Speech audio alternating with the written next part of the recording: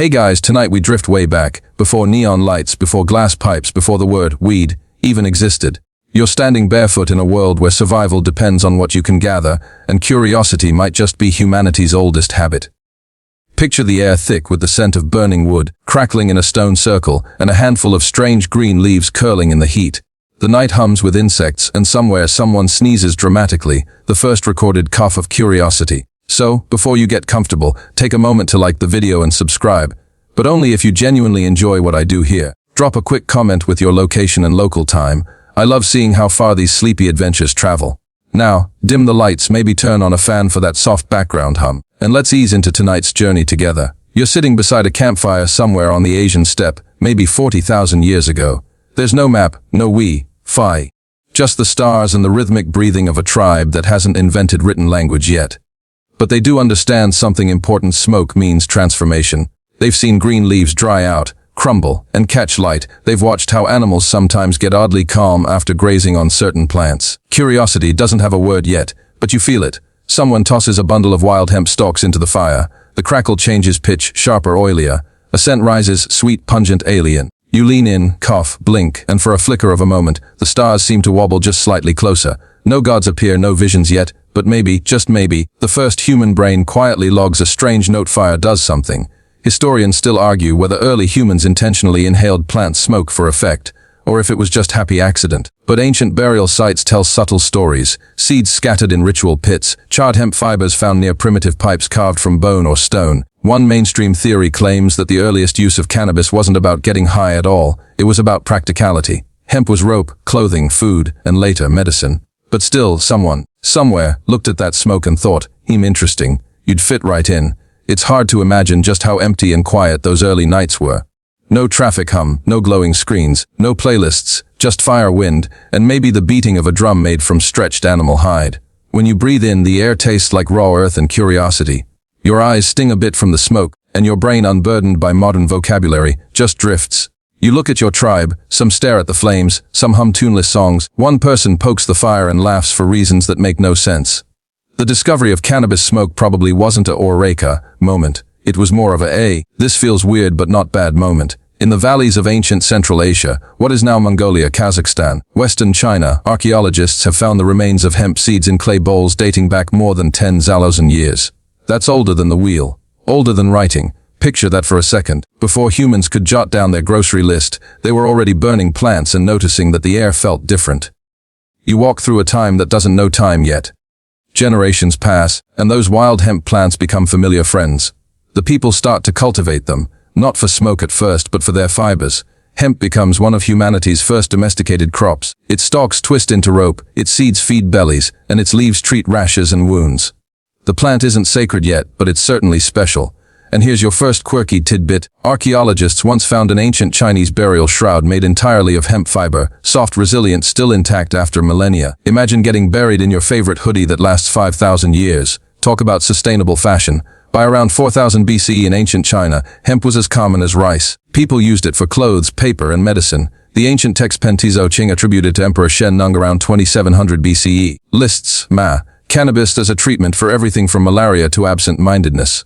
Ironically, one of its own side effects. Shen Nung is said to have tested hundreds of herbs himself, which makes you wonder how many experiments ended with him laughing at clouds. Now shift your attention to the wind again. It's the same one brushing your skin tonight, only older, colder, cleaner. Somewhere, a group of early nomads light fires near a mountain pass. The flames flicker over carved bowls filled with aromatic herbs. The scent isn't just hemp anymore, they've mixed in sage, maybe juniper, maybe something that hums in the lungs and slows the heartbeat. The first ritual begins. These people don't call it getting high. They call it communion. They believe the smoke carries prayers upward, weaving between stars. When they exhale, it's not pollution, it's conversation. Historians still argue whether these rituals were spiritual or medicinal, or maybe both. But what's clear is that the act of inhaling transformed from accidental to intentional. You sit among them. The air grows thick, the stars pulse in rhythm with your heartbeat, and a faint drum echoes through your bones. The feeling isn't wild, it's calm, thoughtful, curious. This is where humanity's long, complicated relationship with cannabis begins, not in rebellion but in reverence. By now, people have learned that this plant isn't one thing, it's many. It grows tall and strong for rope, it soothes wounds as medicine, and when burned it opens unseen doors in the mind. One tribe sees gods in the haze, another sees ancestors, another just sees a great reason to lie back and stare at clouds. Fast forward a few centuries, epochs, or maybe millennia. It's hard to tell time when you're blissfully prehistorical. You're walking through ancient Siberia now, where snow crunches underfoot. The Pazyryk culture, famous for its ornately tattooed mummies, has left behind wooden containers filled with cannabis seeds and burned stones. These people didn't just farm hemp, they smoked it deliberately. Their burial goods included small tents for hot boxing rituals. Picture that: the earliest recorded hotbox 500 BCE, complete with rocks heated over a fire and seeds tossed in for vapor. If cavemen had playlists, this would be the ambient edition. You pause for a moment. The night around you feels thicker now, less prehistoric, more dreamlike. The sound of the fire softens to a hum. You realize something funny: for thousands of years, humans have always found a way to alter their perception, through herbs, mushrooms, music, even boredom. Maybe that's what makes us human. The need to see the world from a slightly different angle. You imagine some wary hunter lying on his back after a long day, staring up at stars, feeling a warmth in his chest that isn't just from the fire. He can't name it. You can't either. But it feels ancient, safe, curious, like the calm before sleep. The story of cannabis isn't one of wild rebellion yet. It's one of exploration. The plant moved with people wherever they wandered. It didn't belong to one nation or one purpose. It was a tool, a medicine, a comfort. And somewhere along the way, someone must have realized that it could make the unbearable a bit more bearable. Maybe that's the secret of its survival. Hemp kept humanity tied together, literally as rope, metaphorically as ritual. Whether it was the fibers binding sails or the smoke binding communities, this plant has always been part of our shared story. So as you sit there, eyes half closed, the fire dimming, remember that this isn't just a bedtime story. It's the first inhale in a very long dream. And somewhere out there, in a cave or tent, a human ancestor exhales, watches the smoke drift upward, and whispers something you can almost hear through time: this feels nice. You wake, or maybe you never truly slept, in a different kind of darkness now. The stars have shifted overhead, and time has leapt forward by several thousand years. The fires are no longer small circles in the dirt, but grand, deliberate blazes flickering in temple courtyards and mountain shrines. Smoke doesn't just rise, it's invited, coaxed, tamed. You're surrounded by the smell of incense, charred herbs, and something faintly familiar. The air feels ceremonial. Somewhere, a conch shell echoes through the valley, and you realize you've wandered into the first age of high priests. Men and women who speak to gods through smoke. You step inside a sandstone temple in what is now modern-day India, the heat pressing against your skin like a memory. Statues of deities loom in the half-light, their stone faces softened by the haze. Priests in ochre robes grind leaves and flowers into thick paste. They mix it with milk, honey, and spices, forming a sacred drink called bang. You watch as they pour it into clay cups and chant low, rhythmic hymns that seem to vibrate through the ground itself. You sip it too, just for history's sake. The taste is earthy, bitter, slightly sweet. Then comes the warmth, slow at first, curling up your spine like a lazy cat. The priests are swaying now, eyes half closed, words flowing effortlessly into prayer. You realize that this isn't indulgence, it's devotion. Cannabis has entered religion. The ancient Hindu scriptures, the Atharva Veda, call the plant one of the 5 sacred herbs, a source of happiness, a liberator. The gods themselves, according to legend, churned an ocean of milk to create it. Imagine that, a divine smoothie session, resulting in the planet's chillest crop. Historians still argue whether this divine association came from genuine spiritual experience or just good old-fashioned euphoria. Maybe both. You can't really tell the difference once the chanting begins to sound like thunder whispering secrets. And it wasn't just India. In ancient Scythia, vast grasslands stretching across Central Asia, nomads carried hemp seeds in ornate pouches, not just for rope or clothing but for ritual smoke. Greek historian Herodotus, writing in the 5th century BCE, described how Scythians would throw hemp seeds onto hot stones inside small tents and howl with pleasure as the vapor rose. You grin. Humanity's first hot sauna with benefits. That's your mainstream historical fact for tonight. Herodotus might have been exaggerating, but archaeologists later confirmed his story. They actually found those same hemp-filled braziers in Scythian burial mounds. Turns out Herodotus wasn't lying, just really observant. You drift closer to the priests again. The music changes. Bells ring. A low hum fills the air. A single note that stretches until you can't tell where it ends. You realize that smoke is the common language here. It connects heaven, earth, and the slightly buzzed humans in between. And then a thought sneaks in: maybe that's why every ancient culture, no matter how far apart, discovered smoke rituals of some kind. Fire purifies, smoke transforms. Breathing it in feels like letting go. You stand quietly, feeling your heartbeat slow to the rhythm of the drums. There's a strange comfort in knowing that thousands of years ago, someone else stood in this same glow, breathing the same fragrant haze, wondering if the gods were real, or just reflections of their own mind. Outside the temple, life carries on. Farmers plow fields of hemp for rope and fabric, traders pack it onto camels for export, and children chase each other through dusty courtyards. Cannabis is just part of the landscape now. It's wholly helpful and occasionally hilarious. You overhear a group of merchants talking about how their last caravan brought hemp to Persia, where mystics have started blending it into their poetry. You catch one phrase, something about seeing the divine in laughter. You make a mental note to check that out later. But before you wander off, you notice one curious thing: not everyone's smiling. At the temple gates, a scholar argues that such smoke rituals are dangerous, that the gods don't like shortcuts to enlightenment. You've seen that pattern before, and you'll see it again. For every human chasing transcendence, another insists it's cheating. Historians still argue whether early religious cannabis use was meant to deepen worship or to distract from it. Some say it opened doors, others say it built illusions. You'll find out soon enough. It's complicated. For now, you step away from the temple and onto a mountain trail that winds through thick air. The smell of pine mixes with something spicier, almost electric. A figure waits at the summit, a shaman wrapped in furs, with beads tangled in their hair. No one speaks. They motion for you to sit beside a small fire burning under an open sky. This isn't religion anymore. It's medicine. The shaman grinds dried cannabis flowers, mixes them with other herbs, and burns them in a shallow bowl. The smoke rises in twisting shapes. Some say it forms visions, others say it's just the wind. The shaman breathes deeply, then exhales into your face, smiling faintly. You cough once, because some things never change. You sit there together, staring into nothing, and the world feels like it's breathing along with you. Here's a fun little fringe tidbit. In Siberia, ancient healers supposedly used cannabis to communicate with animal spirits. Wolves, bears, reindeer. Archaeologists even found hemp seeds among ritual bones, suggesting it played a role in early forms of trance healing. Imagine being the first person to tell your tribe, "I talked to a bear spirit last night, and he says we need to chill." You'd either become a legend, or a cautionary tale. You leave the mountain and descend into the valley again, where the same plant is taking on a new form of fame. People aren't just burning it, they're writing about it, trading it, revering it. The story of cannabis is spreading like wildfire. Through the Silk Road, hemp travels east and west. The seeds slip into satchels, get pressed into oil, and soon become part of economies as well as rituals. But you can still sense something personal behind it all, a quiet wonder at how smoke, so temporary and insubstantial, could hold meaning. Every curl of it is a question humanity keeps asking: what's out there? Who's listening? Why does this feel good? You don't get answers, of course. Just that soft, pleasant hum behind your eyelids. The night deepens, and the stars blink like they're trying to stay awake with you. The fire at the temple has long gone out, replaced by thousands more across the ancient world. In China, priests of the Tao burn cannabis alongside ginseng and cinnamon bark, hoping to balance the body's qi. In Assyria, healers steep the plant in oils for pain and melancholy. Somewhere in Africa, early tribes add it to herbal mixtures used in both childbirth and funerals. Humanity has turned smoke into symbol, of joy, of sorrow, of everything in between. And you just breathe. You listen to the echo of drums across time, feel the warmth on your face, and realize that for as long as people have chased meaning, they've also chased a little calm. As the dawn creeps over the horizon, the high priests finish their rituals, their chants fading into the sound of mourning birds.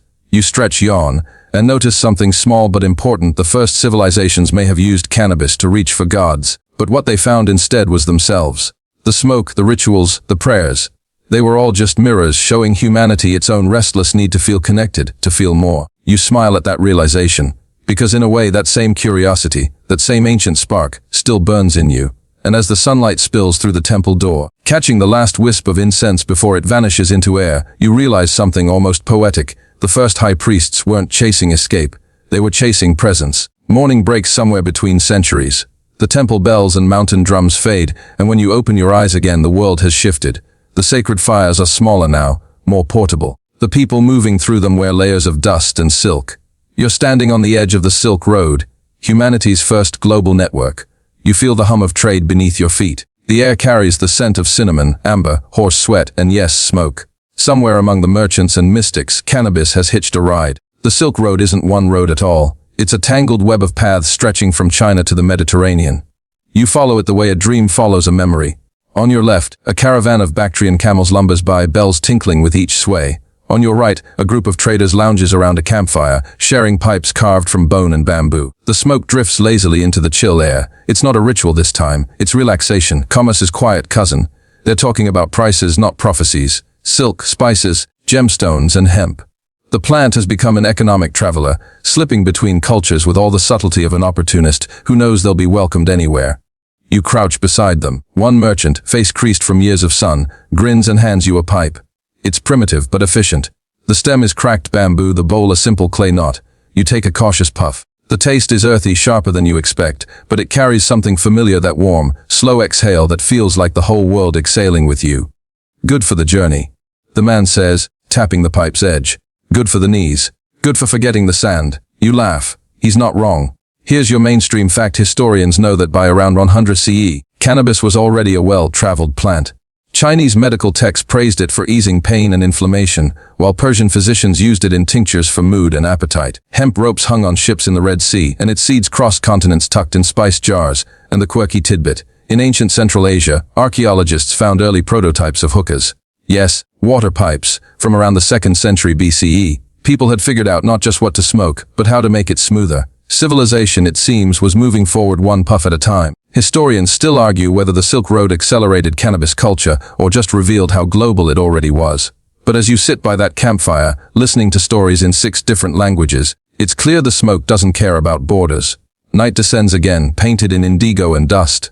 The road becomes a ribbon of lanterns stretching into forever. You walk beside traders who smell of sandalwood and goat leather, past tents glowing with flickering lamplight. Somewhere ahead, laughter echoes. Someone's playing a flute, off-key but soulful. You stop at an oasis where travelers gather like moths around a flame.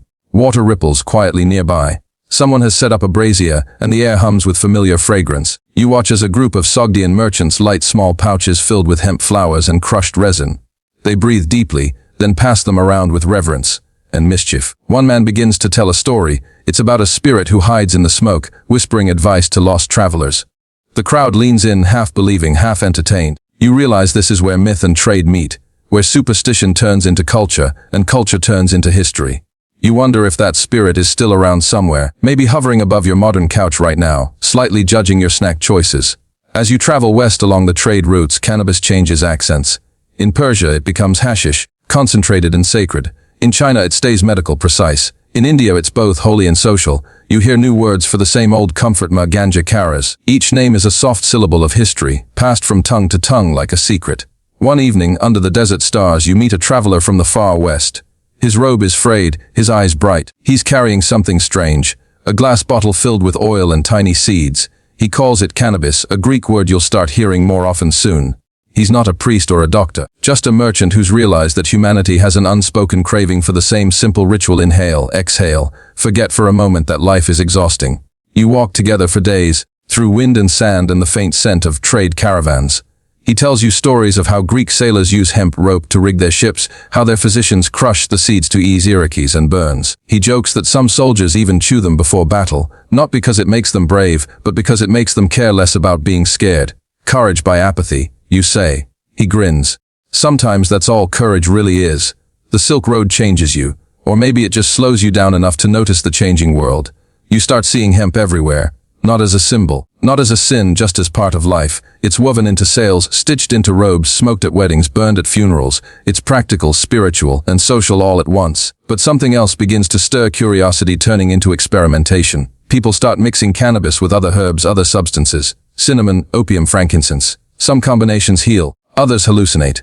Alchemists record their results in secret ledgers. They think of smoke not just as comfort, but as knowledge.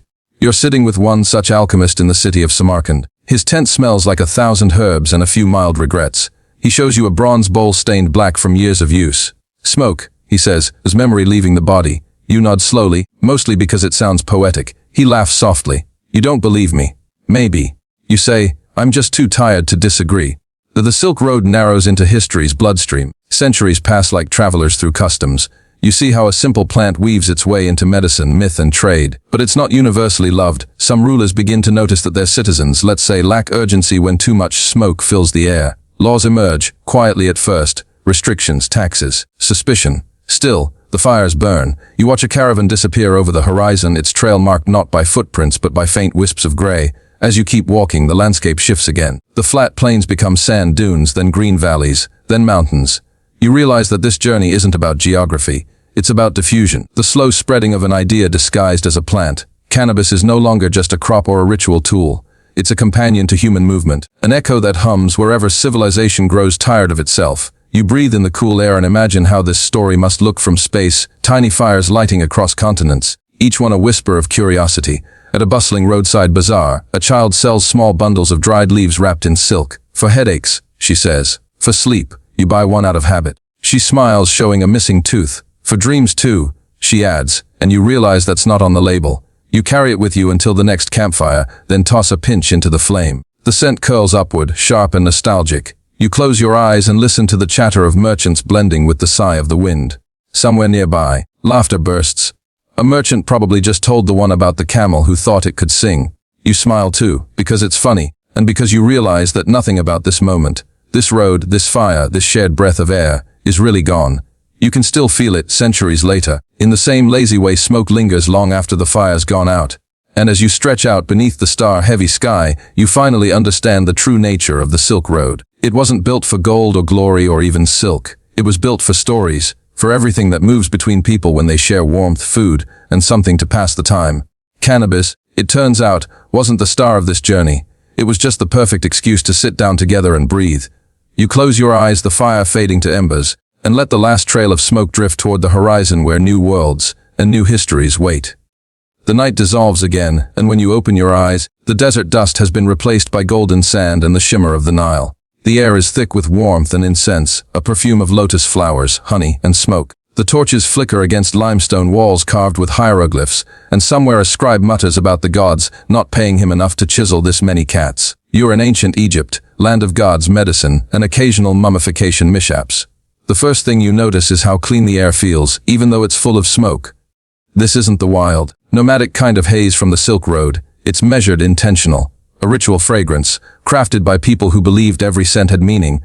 Hemp and cannabis were part of that recipe. You step into a physician's chamber, a room crowded with clay jars, woven baskets, and papyrus scrolls scrawled with careful ink.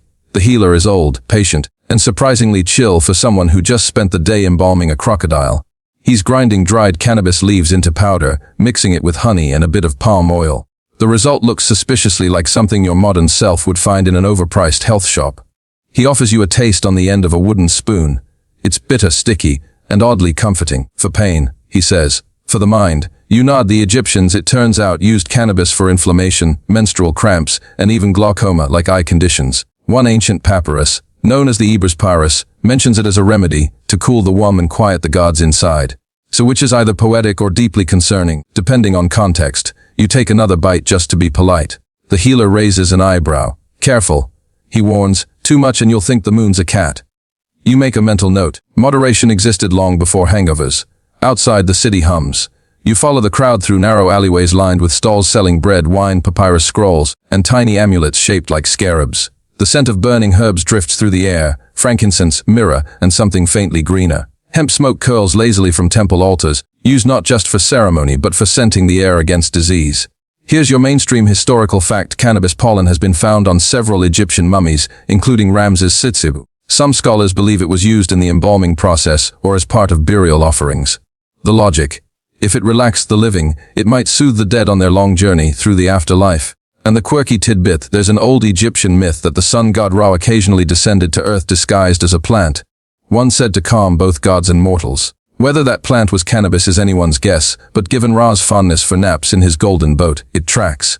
You wander into a temple courtyard as the sun dips low, painting everything in gold. High priests move in measured steps, their linen robes glowing like smoke themselves. They carry censers swinging on chains, releasing steady plumes of herbal haze. You catch hints of blue lotus, cinnamon, and hemp. The chanting begins, deep, rhythmic, hypnotic. The air feels thick, like honey turned into sound. You breathe it in, and for a moment, everything slows. The carvings on the temple walls almost seem to shift, figures of gods with jackal heads and falcon eyes glancing your way as if to say, welcome to the after-party. Historians still argue whether the ancient Egyptians actually smoked cannabis or mostly used it topically and ritually. Some point to burnt residues in ceremonial vessels. Others think inhalation was accidental, a byproduct of burning incense during prayer. Either way, you're feeling pretty lightheaded, so let's call it a draw.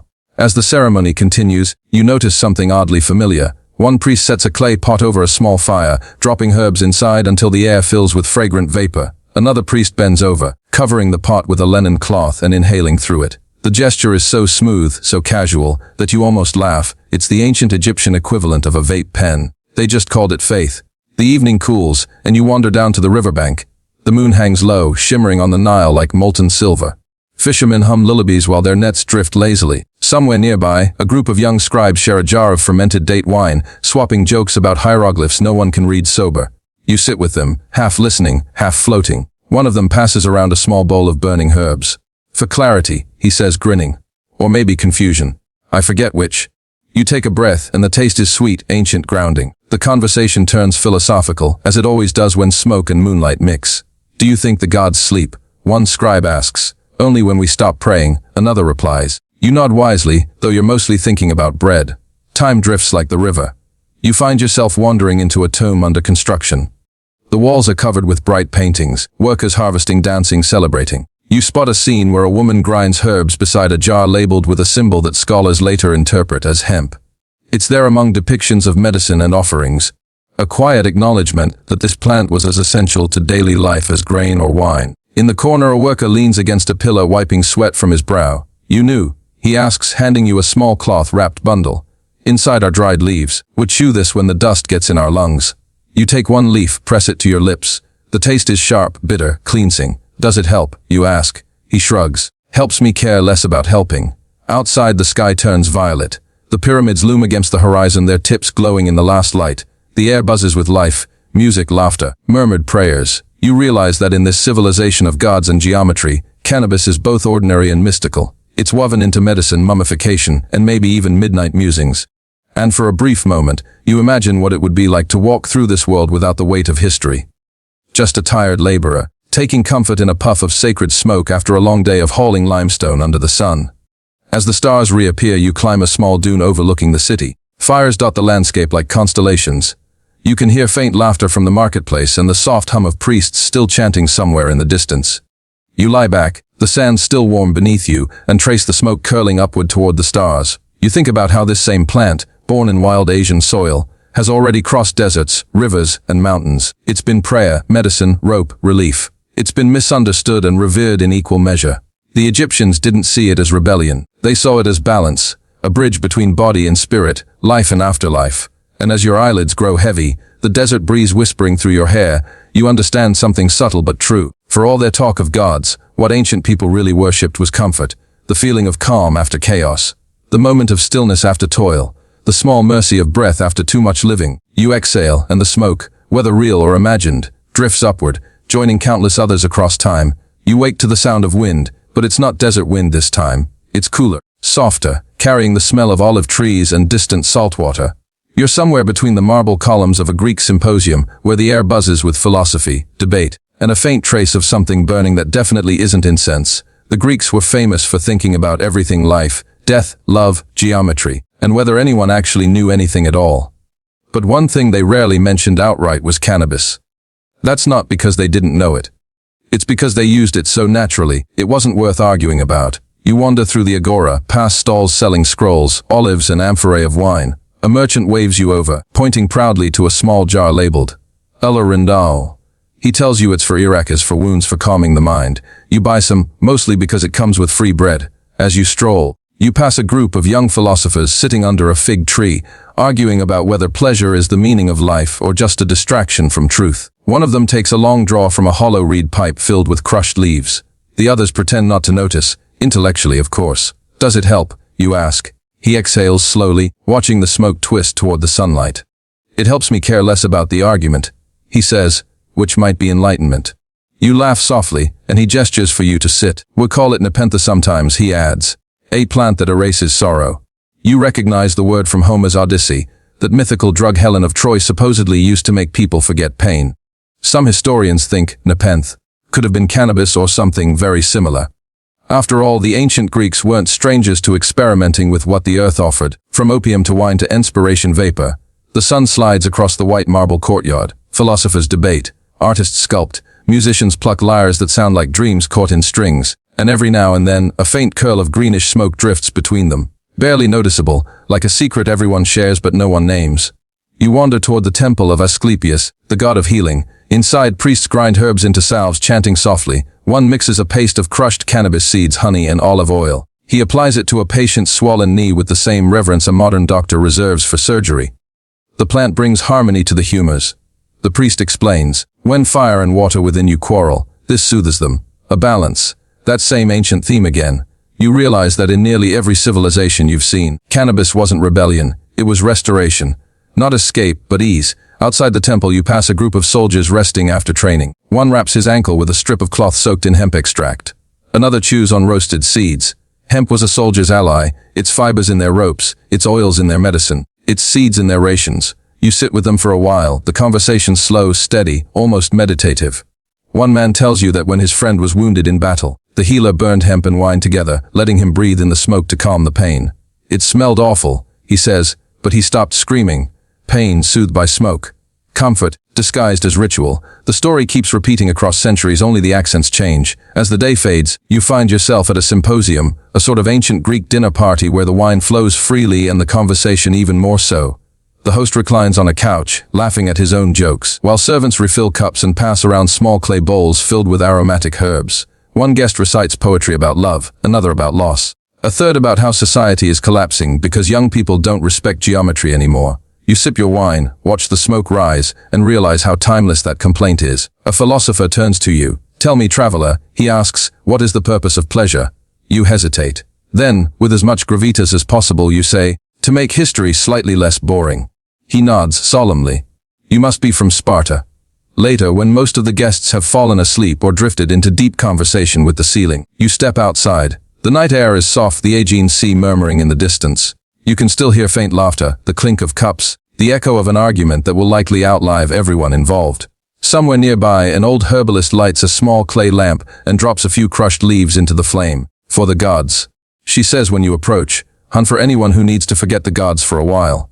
You watch the smoke spiral upward, joining the stars. It's easy to forget that philosophy and pleasure were born side by side, that the same people who invented logic also invented lounging, that even in a world obsessed with reason, there was room for ritual. You walk along the coastline until the horizon begins to blush with morning.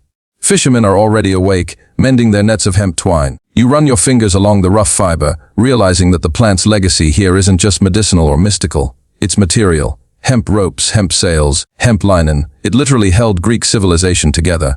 You can almost hear an echo of a craftsman's prayer. May it be strong. May it not break. May it bear the weight of our voyage. The sun rises, painting the sea in molten gold.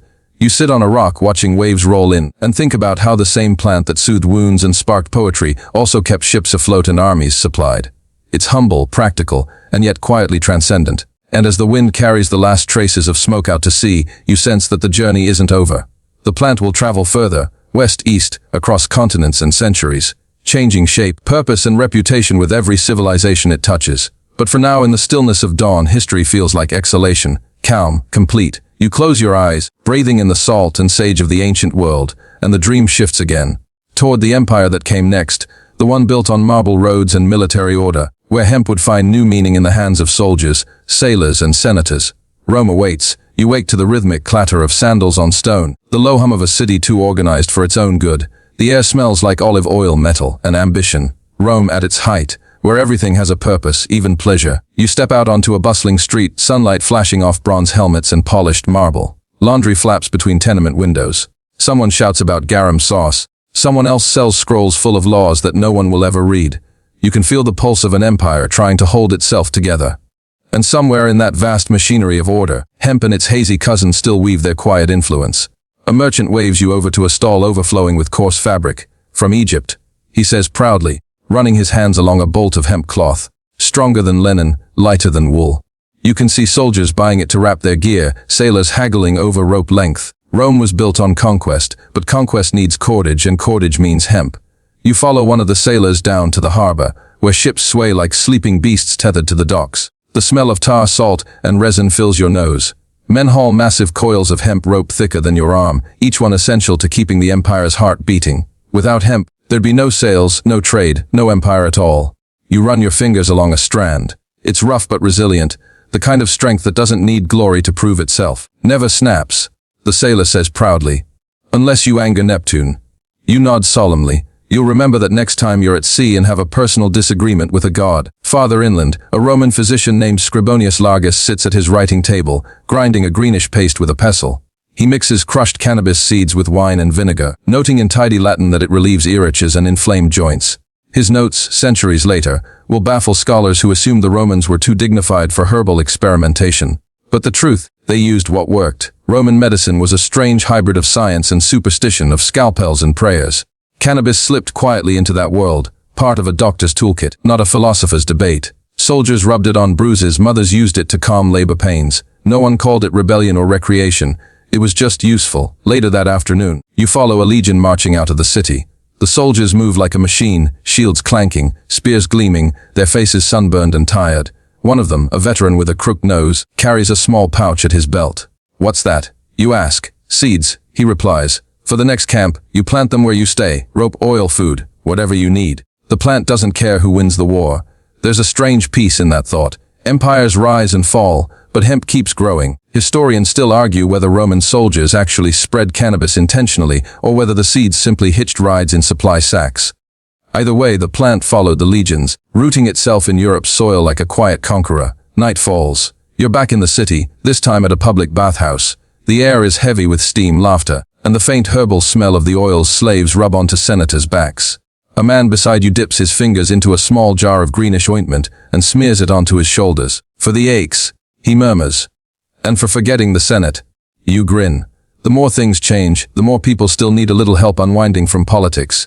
Rome's writers, though, were oddly silent on the plant's gentler effects. You don't find cannabis in their poetry or plays, at least not openly. But here and there, between lines about wine and love, you catch faint hints, mentions of smokes of lith, of herbs that soften sorrow. It's as if everyone knew, but no one said it out loud. Maybe that's the Roman way: keep your vices efficient. You wander through a marketplace lit by torches. Vendors call out their wares: spices, jewelry, gladiator helmets for the kids. A storyteller sits on a crate, spinning tales about a Persian sage who smoked the green wisdom and could see his past lives. The crowd listens, half skeptical, half spellbound. When he's done, a few people chuckle. "Foreign nonsense," one says, but another leans closer to you. "You can buy some near the docks," he whispers. "The sailors bring it from Alexandria. Strong stuff. Makes you see colors you didn't know existed." You thank him politely and decide to not mention that historians, 2,000 years later, will still be debating whether any of that was true. You stroll to the outskirts of the city, where farmers tend fields by moonlight. Hemp grows tall here, straight rows of pale green swaying under the stars. A young woman cuts the stalks, her hands practiced, her face calm. She hums a tune older than Rome itself, something wordless and rhythmic. "Doesn't it tire you?" you ask. She shrugs. "Everything tires you eventually. But this," she gestures at the plants, "feeds my goats, heals my children, clothes my husband, lights my lamp." You can't help but think no emperor ever commanded loyalty like that. By morning, you're at the Colosseum, not for a fight, but because curiosity has no curfew. The arena is empty, silent except for the soft cooing of doves nesting where once lions roared. You stand where thousands once screamed for blood, now watching sunlight paint long shadows across the sand. A janitor sweeps dust near the emperor's seat. He pauses, wiping sweat from his brow, and pulls a small clay pipe from his pocket. "Helps with the dust," he says with a grin, taking a puff. You smile. You could almost believe the Colosseum was built not for violence, but for breaks like this. As the day stretches, you find yourself walking along the Via Appia, that legendary road stretching beyond the horizon. Travelers pass you: merchants, pilgrims, slaves, poets, all carrying something they think matters. Some carry hemp ropes or oil jars, others carry songs. You realize that while Rome conquered half the known world, plants like cannabis conquered something subtler: routine, pain, the need for a small pocket of calm in an empire obsessed with control. And maybe that's why it survived, because no matter how disciplined people become, they'll always crave a little softness in the edges of their day. As night returns, you rest beneath a cypress tree, listening to distant laughter from a tavern. Someone inside strums a lute, another coughs out a story about a sailor who once got so high on the green wind, he tried to row to the moon. You laugh quietly to yourself. The line between myth and memory blurs easily after a few drinks. You look up at the stars, thinking of how the same plant that held Roman ships together also softened their pain, crossed their borders and, without ever meaning to, wove itself into human history again. The road ahead glows faintly, leading eastward, where mystics and poets wait in candlelit gardens. You feel the pull of the Persian wind calling, scented with rosewater and smoke. Time to follow it. The wind is warmer again, silk soft and perfumed with cardamom, sandalwood, and something faintly sweet that curls in the air like memory. You're in Persia now, where the night never seems fully dark and the stars burn just bright enough to make poets lose sleep. You walk through a garden that hums with life, fountains whisper, lanterns flicker, and jasmine vines reach lazily toward the moon. Somewhere beyond the hedges, music drifts slow, hypnotic, the kind of melody that feels half sung, half prayed. You follow it, drawn like smoke to a flame. It leads you to a circle of men in loose robes, seated on woven rugs beneath a canopy of carved cedar. They're Sufis, mystics who believe that to know God, you have to dissolve the walls between yourself and the divine. And tonight, those walls are made of hashish and poetry.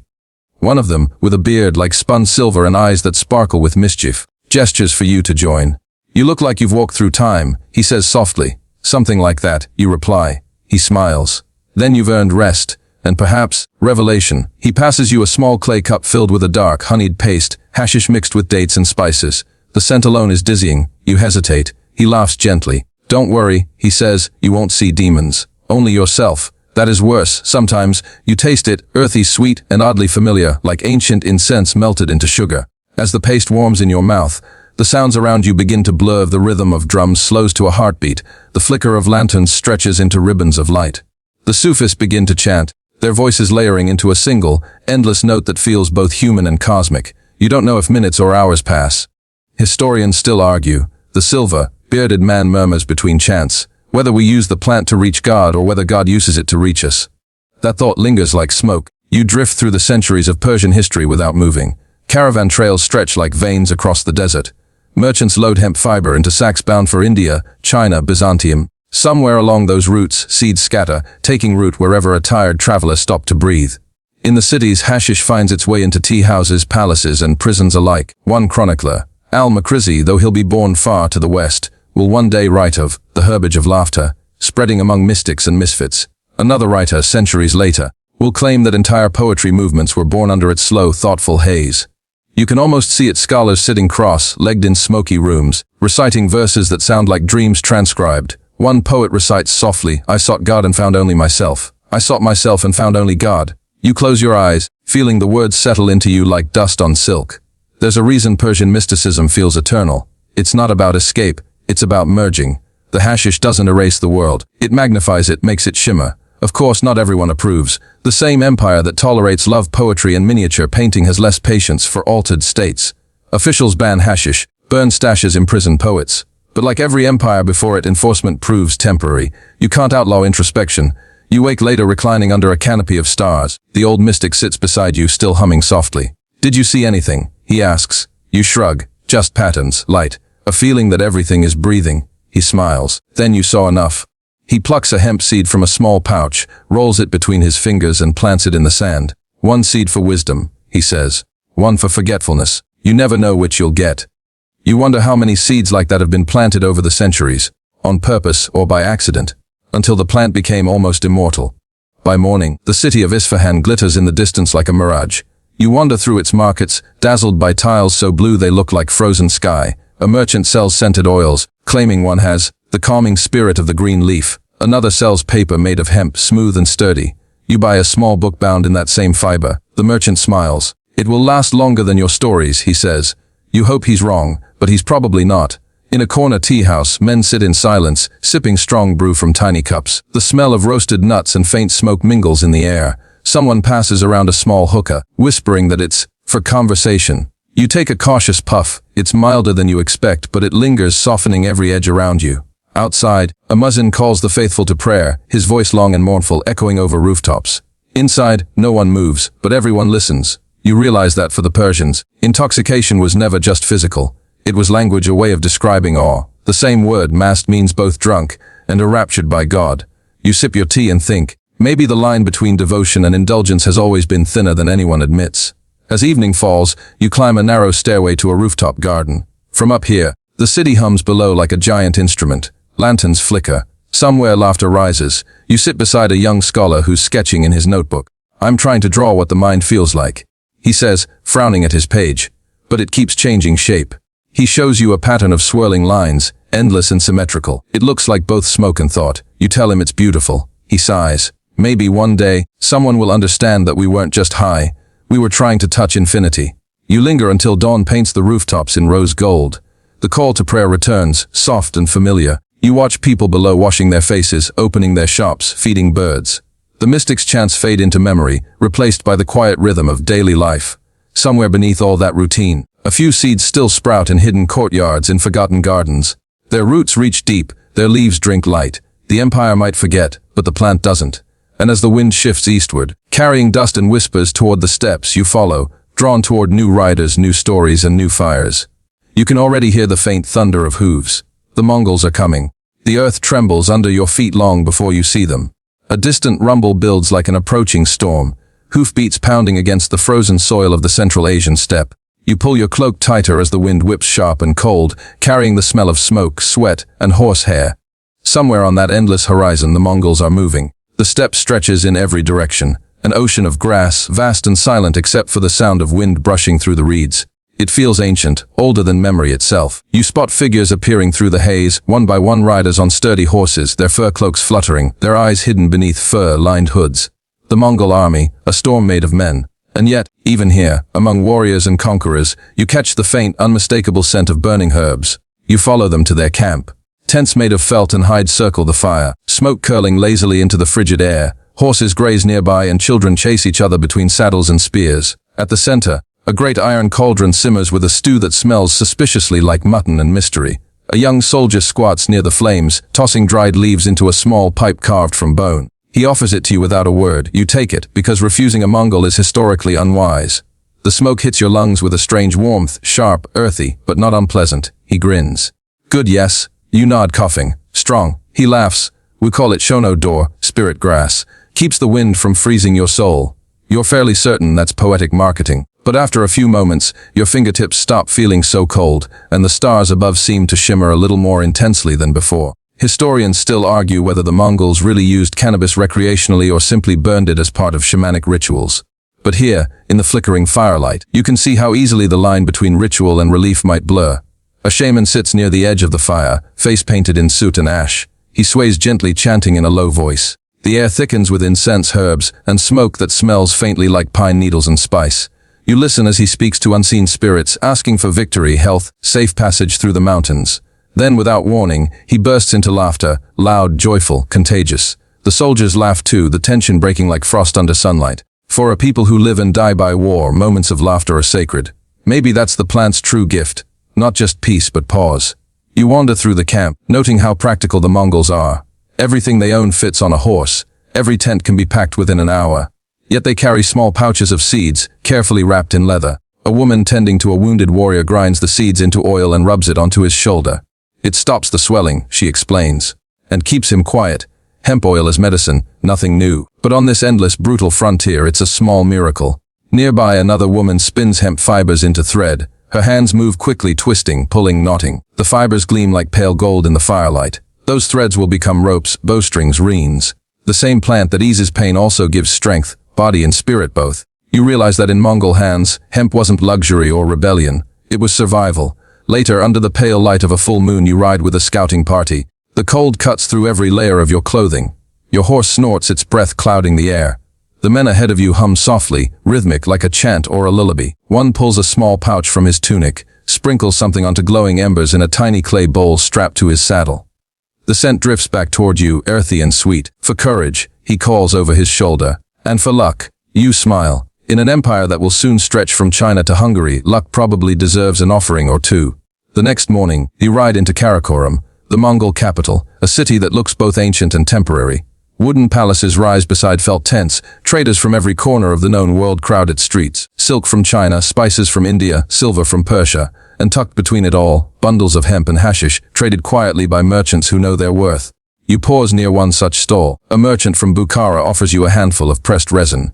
Travelers say it warms the soul, he says slyly. You raise an eyebrow, and the head. He grins. That too. But the soul first. You decline politely, mostly because you already feel like you're riding a cloud. That night, inside the Khan's grand hall, the air hums with celebration. Drums beat like thunder. Courtiers drink fermented mare's milk until their laughter becomes music. Somewhere in the haze, you spot a nobleman passing around a bronze bowl filled with something that smells suspiciously familiar. He waves it toward you. For long life. You're not entirely sure that's historically accurate, but in the name of immersive research you accept. The smoke curls upward, blending with the scent of roasted meat and candle wax. The room softens around the edges, laughter echoing longer, colors deepening.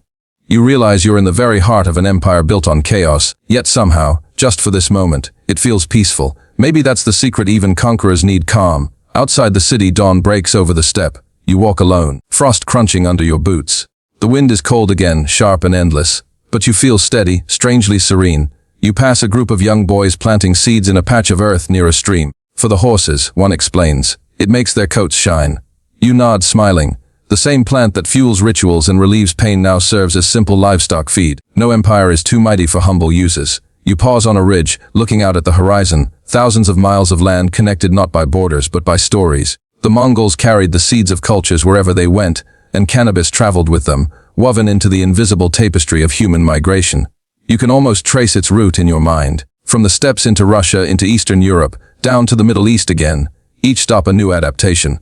Each culture a new meaning. A cloud of dust rises in the distance, another column of riders setting out. You watch them fade into the horizon, thinking how this empire, for all its brutality, was also a bridge. And like smoke, history doesn't stop at walls. It drifts, reshapes, survives. By evening the wind changes. It smells warmer, wetter, like the air before rain. Far to the west, cities are rebuilding after invasions. In monasteries and markets, new stories begin. The world is moving toward the Middle Ages now, toward candles, kings, and quiet rebellion whispered under cloaks. You take one last look at the fading steppe, and whisper a silent farewell to the riders, the shamans, the healers, and the seeds they've scattered like breadcrumbs across continents. Then you follow the smoke westward. The next age will be darker, but the ember still glows. The air grows damper as you follow the smoke west, the grasslands giving way to forests, and the forests to the crowded villages of medieval Europe. The scent of pine and wood smoke fills your lungs, mixed with something more familiar, an earthy tang carried from the east. You've arrived in a world where superstition reigns, where medicine and magic share the same shelf in a monk's storeroom, and where the humble hemp plant quietly becomes both a saint and a sinner. It's the 12th century. You stand beside a narrow river, watching peasants wash hemp stalks in the cold, murky water. Their hands are red from the chill, but their rhythm never falters. They know the process well: soak, dry, beat, spin. Hemp fibers will soon become ropes, sails, parchment, and the thread that holds medieval Europe together. Without it, the great ships of Venice and Genoa wouldn't sail. Without it, monasteries would have nothing to write their sacred texts on. You pick up a handful of soggy stalks. They smell faintly bitter, like wet hay and resin. A boy nearby grins at your curiosity. Don't eat it, he warns. It makes the priest see angels. You laugh, but he's not entirely joking. Historians still argue whether medieval Europeans used cannabis for pleasure or strictly for medicine. The evidence is as hazy as the smoke itself. Monastic records describe fumes of comfort, and apothecaries listed cannabis sativa among herbs for pain and melancholy. But few dared to mention its mind-altering effects too openly, at least not in writing. You imagine a monk in a cold stone cell, grinding hemp seeds into oil by candlelight. His breath clouds in the air as he murmurs a prayer, then dips his quill to write about divine visions. Maybe it's the Holy Spirit, or maybe it's just very strong hashish. You'll never know. You wander into the nearest town. The streets are muddy, lined with timber houses leaning at odd angles like tipsy old men. From one corner, the scent of roasted meat and stale beer. From another, the sharper smell of burning herbs. You follow it to a small wooden door where a faded sign reads, Apothecarius. Inside, shelves bow under jars of powders, roots, and leaves. A bearded man in a stained apron looks up. You've got the look of someone in need of easing, he says. Stiff joints, troubled dreams, curiosity. He grins. The worst affliction. He reaches for a small clay pot, opens it, and lets you smell. The aroma's rich and musky. Hemp resin, he says. Imported from Arabia. Works wonders for sleep and certain dispositions. You ask, do the priests approve? He chuckles. They don't ask, I don't tell. God made it, didn't he? That's a debate that could burn you at the stake in some towns. But here, it's just good business. Outside, rain begins to fall, and you take shelter under the eaves of a tavern. Two men argue over a jug of ale, their words slurred. You catch snippets. Witchweed, mad smoke, orbal sin. A woman sweeping nearby shakes her head. Men will blame anything for their foolishness, she mutters. Even plants. Indeed, cannabis's reputation is shifting. In the East, it's sacred. In parts of Europe, it's practical. But in the fevered imagination of the medieval mind, anything that changes how you feel, or worse, how you see, might be demonic. One popular folk tale from this time tells of a woman who inhaled the devil's herb and claimed she saw her dead husband dancing in the fields. Villagers said she'd been possessed. Modern historians might call it a hallucination, or maybe grief. Either way, she ended up burned for witchcraft. Medieval PR wasn't great for cannabis. Yet, quietly, the plant endures. In castle kitchens and peasant huts alike, hemp seeds are ground into porridge or pressed for oil. It feeds livestock and fills lamps. The wealthy wear hemp linen under their wool, soft and breathable. Ships leaving English ports carry hemp sails that billow like clouds over the sea. You walk through a dockyard, the air thick with tar and salt. A sailor hands you a coil of rope as thick as your arm. "Best stuff we've got," he says proudly. "Made from good English hemp. Doesn't rot, doesn't snap. Better than a prayer in a storm." He's right. Hemp rope is the spine of medieval navigation. Without it, there'd be no crusades, no spice trade, no voyages of discovery. Ironically, the same plant that might one day be outlawed is also the one that held together the age of exploration. You climb aboard a small merchant vessel preparing to leave port. The crew works quickly, voices rising above the crash of waves. Below deck, among crates of wool and wine, you find a chest filled with something darker, compressed blocks of resin wrapped in parchment. The label reads simply, "Medicinal incense." The captain catches your curious look. "For headaches," he says with a wink, "and for the bishop's nerves." So that's how the church stays calm through tathing season. Days later, you find yourself inland again, wandering through a monastery garden. The air is still, full of bees and the scent of rosemary. Monks move silently between rows of herbs, their brown robes brushing the soil. One stops to greet you. "Looking for peace?" he asks. "Always," you reply. He gestures toward a patch of green plants with serrated leaves. He explains. "Good for pain, and the parchment we write on. We use every part." He plucks a leaf and crushes it gently between his fingers. "Smells like the earth after rain," he says softly. "Sometimes I think it reminds us we're just visitors here." His words linger. "Maybe, you think, that's why people have turned to this plant for thousands of years. Not just for the body, but for humility. It brings you down to earth even when it lifts your mind." Night falls. You lie in the monastery's guest quarters, wrapped in a scratchy hemp blanket. Outside, rain drums against the roof, and somewhere in the distance, a bell tolls the midnight hour. You think about the contradictions of this age, faith and fear, healing and heresy. The monks believe plants are gifts from God, each with a purpose. But in the same breath, inquisitors condemn anything that blurs the line between prayer and hallucination. History, you realize, has never been kind to ambiguity. Still, the plant survives, in secret gardens, in trade caravans, in the quiet hands of healers who know when to whisper and when to stay silent. In one small French village, you meet a midwife who keeps a jar of dark oil hidden behind a wooden crucifix. "For childbirth," she says, rubbing a drop between her fingers. It eases the pain, helps them breathe. You ask her what it's made of. She only smiles. "Hemp, honey, and hope." You can't argue with that recipe. As the centuries turn, knowledge drifts again, east to west, north to south. Traders from India and Arabia carry tales of hashish dens and healing salves. Sailors bring back seeds from far ports. Even as Europe slips toward the Renaissance, the line between medicine and mystery stays blurred. One scholar, bold and possibly reckless, writes that certain herbs lift the mind toward divine contemplation. He doesn't name cannabis directly, but his readers likely knew what he meant. Historians still debate whether such writings were coded defenses of the plant or simply poetic metaphors. Either way, the message is clear: the world is beginning to change. You step out into the dawn. The rain has stopped. Sunlight gleams off the wet cobblestones, and a thin curl of smoke rises from the apothecary's chimney. You take one deep breath of the cool air, tinged with resin and river mist. The Middle Ages are waning, and soon the world will rediscover science, and with it, curiosity. The seeds that traveled from the steppes to the monasteries will sprout again, this time in laboratories, parlors, and colonial ships. But for now, Europe sleeps under the comforting haze of hemp oil and candlelight. The monks dream, the sailors sail, and you, wrapped in the quiet hum of history, drift toward another age. The first rays of dawn stretch over the horizon as you leave medieval Europe behind. The air feels fresher now, less heavy with incense and superstition, more alive with discovery. The world is entering the age of exploration, that restless era when humanity decided to map every ocean, claim every land, and bring back anything that could be grown, traded, or smoke. You walk along a bustling dockyard in Lisbon, the salty breeze whipping your hair. Wooden ships creak at their moorings, their hemp sails fluttering proudly. Dockhands shout orders in Portuguese and Arabic. Traders haggle over crates marked with strange symbols. Somewhere in the mix, you catch the unmistakable smell of something earthy and familiar. A sailor nearby grins as he lights a twisted roll of brownish leaf. "Indian hemp," he says proudly. "Picked up from Goa." "Smooth, yes." You nod, even though your lungs aren't thrilled. The smoke carries you halfway across the world, to the humid coasts of India, where the next chapter of cannabis history unfurls like a slow sunrise. You arrive in India at dusk. The air is thick with spice, humidity, and the low murmur of evening prayers. Somewhere a flute plays a slow, winding melody. You follow it through narrow streets to a temple courtyard glowing with oil lamps.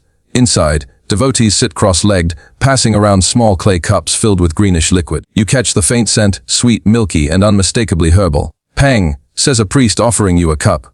"It pleases Lord Shiva," You hesitate, remembering the Mongol shaman's spirit grass. Different name, same story. You take a sip. The drink is cool, creamy, spiced with cardamom and pepper.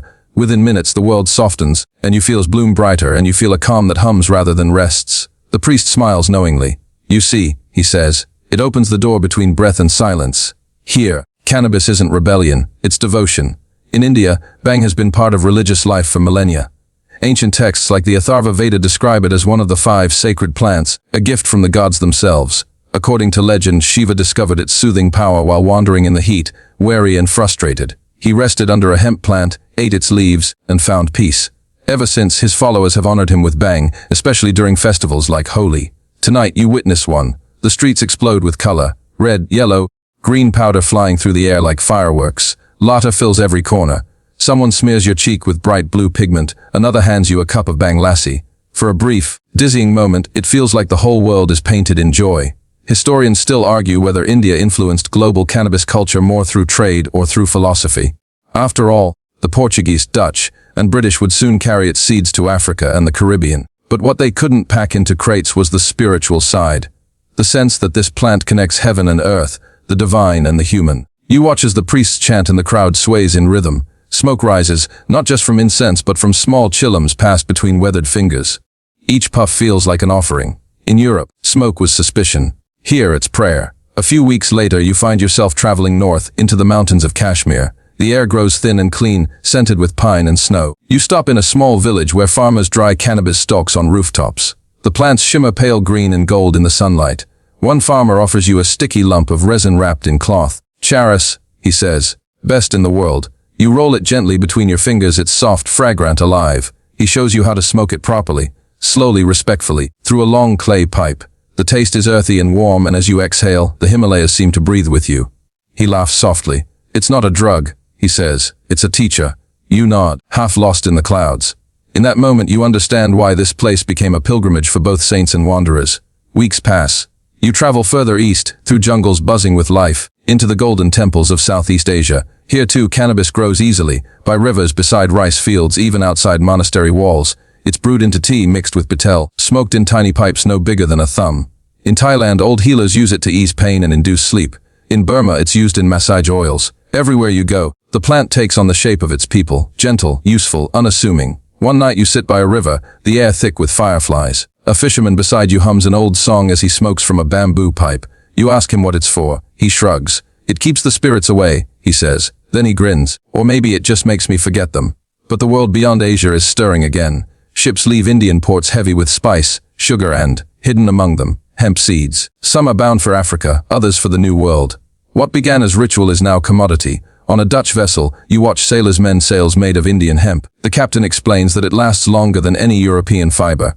Strong as sin, he says proudly. Smells like it too. You laugh, imagining the irony. While some countries fear it, others can't sail without it. By the 17th century, hemp is everywhere. The English grow it by royal decree, the Spanish bring it to the Americas. Even the colonies that will one day become the United States plant it by law. George Washington himself writes in his diary about tending to hemp crops, though whether he smoked them is still a matter of historical debate, and many a stoner's wishful thinking. The plant, once sacred, now powers empires. It binds ships, makes uniforms, and fattens treasuries. But quietly beneath all the trade and industry, another kind of exchange is happening. Ideas, habits, rituals drifting between sailors, slaves, merchants, and mystics. One night, docked in a Caribbean port, you find yourself in a crowded tavern.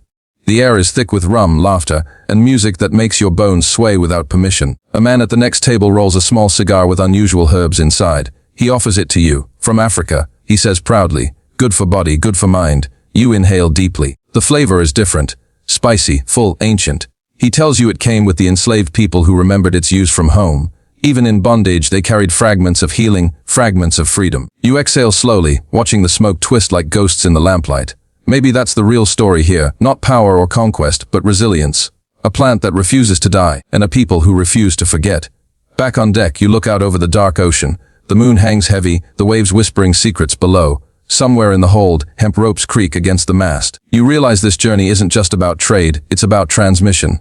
Every seed carries a memory. Every puff carries a story. And as the wind fills the sails, you can almost hear the echoes of the Mongol steppe, the chants of Shiva's devotees, the prayers of medieval monks. Different worlds, same smoke.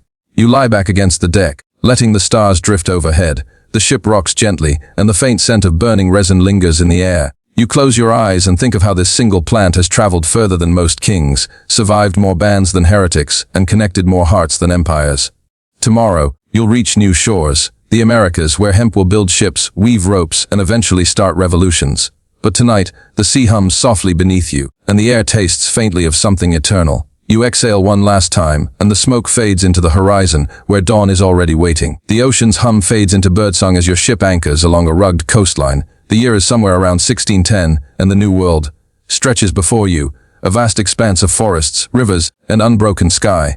You step off the plank onto damp soil, the smell of pine sap and wet grass filling your lungs. The wind carries something else too, smoke, faint and herbal, drifting from a nearby settlement. You follow it curiously. You find a group of settlers huddled around a fire, their clothing worn but their spirits high.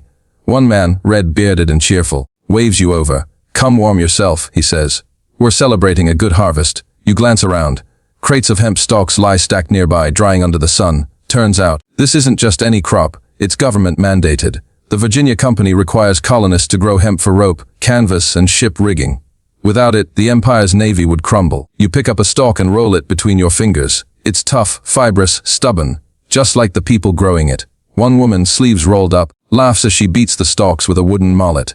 "They say we're making rope," she says, "but I think we're making history." You smile. She's not wrong. Hemp thrives in the American soil, and soon every colony is cultivating it. Massachusetts, Connecticut, Kentucky, all fields of green stretching as far as the eye can see. The air smells faintly sweet during harvest season, and farmers hum old tunes as they work. Hemp oil fuels lamps, hemp fibers make clothes, paper, and sails. Even the founding fathers, centuries later, will sing its praises. Benjamin Franklin's printing presses run on hemp paper. Thomas Jefferson grows it on his plantation. George Washington notes in his diary. Sowed hemp seeds at Muddy Hole by swamp. Historians still argue whether Washington's hemp was for rope or for relaxation. But given the chaos of 1776, you wouldn't blame him for lighting up occasionally. You wander through the colonies as they grow. Wooden houses line muddy streets. Horses pull wagons piled high with dried stalks. And in the distance, you see something new. Enslaved African workers tending the same fields, their hands moving rhythmically through rows of green. The plant that once symbolized peace and healing now ties itself to the darker roots of empire. The irony is bitter, like ash on your tongue. Yet, in the quarters at night, music drifts through the air, drums humming laughter. The enslaved workers have their own rituals, their own knowledge of herbs and smoke. Some chew leaves to ease pain. Others burn small bundles to drive away insects or spirits. In quiet defiance, they keep fragments of their homeland alive. You sit with them one evening, passing a pipe carved from gourd. "It reminds us of home," one man says softly. "We give thanks to what grows from the earth." His words settle heavy in your chest. History is rarely merciful, but it has moments of grace. By the 1700s, hemp is so essential that it's even accepted as tax payment. Farmers trade bundles of it for goods and services. Ships leaving Boston, Charleston, and New York all carry its fiber. It's in sails, uniforms, parchment, everywhere. And yet, as centuries turn, another kind of smoke begins to rise from the south, from the Caribbean and Mexico, where cannabis indica grows wild and potent. Traders, sailors, and travelers begin to share stories of a plant that doesn't just make rope. It makes you forget time. You can feel the shift coming, faint as thunder before a storm. You follow that whisper south across deserts and mountains until the landscape opens into sun-drenched fields and cacti. It's the 1800s now, and Mexico hums with color and rhythm. Street vendors call out over the sound of guitars. Church bells ring somewhere in the distance. In one dusty village, a group of musicians sit outside a cantina, passing around a rolled cigarette. They call it marijuana. You ask where it comes from, and an old man shrugs. "From the same mother as hemp," he says. "But this one makes her children sing." He's not exaggerating. Within minutes, your shoulders loosen, the sun feels warmer, and the air seems to pulse with invisible rhythm. You find yourself laughing at nothing at all, and that's perfectly fine. Historians still debate the word marijuana itself. Some claim it's derived from Maria Juana, a folk blend of two common names. Others argue it was popularized by colonial authorities trying to stigmatize indigenous use. Either way, by the mid-19th century, marijuana becomes synonymous with the recreational plant, and Mexico becomes its cultural heartbeat. Here, cannabis isn't for priests or kings. It's for workers, artists, soldiers, anyone seeking comfort after long days under the sun. You spend an evening listening to folk songs about love, loss, and laughter. The smoke drifts above the crowd, mingling with the smell of roasted corn and sweat. You realize something profound throughout history. This plant adapts not to soil, but to sorrow. Wherever humans carry pain, it follows, offering a brief escape, a shared sigh. As you move north again, the borders begin to blur. The American West is wild miners, ranchers, wanderers chasing fortune. In dusty saloons, hashish and hemp extracts appear alongside whiskey bottles. Traveling apothecaries sell medicated elixirs, promising to cure everything from toothaches to hysteria. One bottle reads, "Cannabis tincture relieves nervous exhaustion and sleeplessness." You can't help but grin. Somewhere a medieval monk is nodding in approval. Doctors use cannabis extracts liberally. In 1850, it's officially listed in the U.S. Pharmacopoeia. Victorian ladies sip it for migraines, soldiers use it for pain, and writers claim it sparks imagination. Mark Twain reportedly joked about herbal inspiration, whether he meant cannabis or cigars. Historians still argue, but it's fun to imagine him giggling at his own punchlines under a cloud of smoke. You travel through the cities of this new century: Philadelphia, London, Paris. Pharmacies advertise cannabis extracts in elegant glass bottles. Posters promise sweet dreams guaranteed. Even Queen Victoria's physician prescribes it for menstrual cramps, proving that history occasionally gets it right.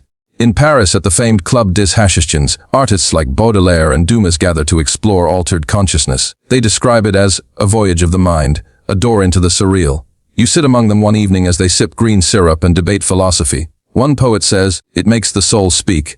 Another laughs, "It makes the mouth never stop." They both have a point. But beneath the laughter, a shadow grows. The Industrial Revolution is changing everything: science, medicine, politics. Empires crave control, not mystery. What can't be measured is feared. What can't be taxed is banned. By the late 1800s, hemp begins to lose its throne. Cotton, cheaper and easier to process, takes its place. Machines replace hands and efficiency replaces reverence. You walk through empty hemp fields, the wind rustling through dry stalks. The scent of history lingers, faint but persistent. The plant that once built ships and empires now stands on the edge of obscurity, waiting for the next twist of fate. As night falls, you find yourself by a campfire with a group of travelers. Mexican laborers, African drummers, Irish miners. They share food, stories, and smoke. Someone plays a harmonica, another hums a hymn. You realize these gatherings, quiet, human, unrecorded, are where history truly lives. A young man passes you a hand-rolled cigarette. "To peace," he says simply.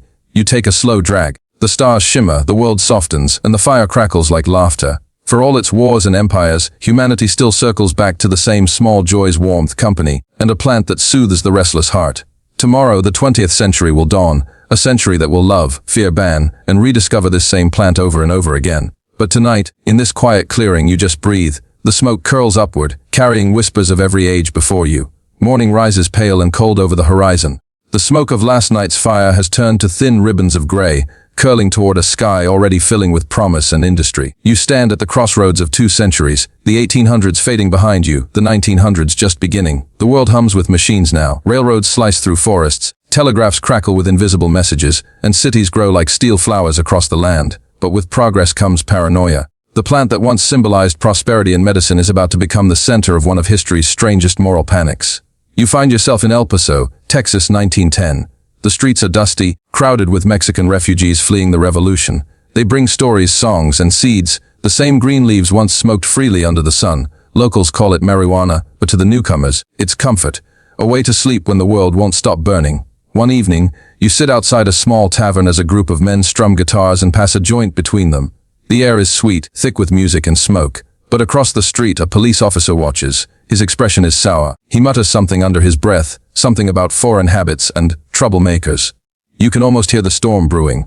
By the 1920s, America is intoxicated by jazz, flappers, and prohibition. Liquor is illegal, but speakeasies thrive. And in the smoky basements of New Orleans, something else takes root. Jazz musicians, black, brilliant, and bold, begin passing around cigarettes filled with Muggles or Gage. Louis Armstrong, Duke Ellington, Bessie Smith. They all talk about the bunspiration weed. It keeps them awake through endless nights of performance, lets the music flow smoother, freer.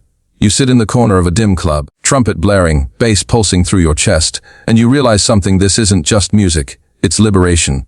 For a moment, you forget history's cruelty. But history never forgets you. The newspapers catch wind of this new drug.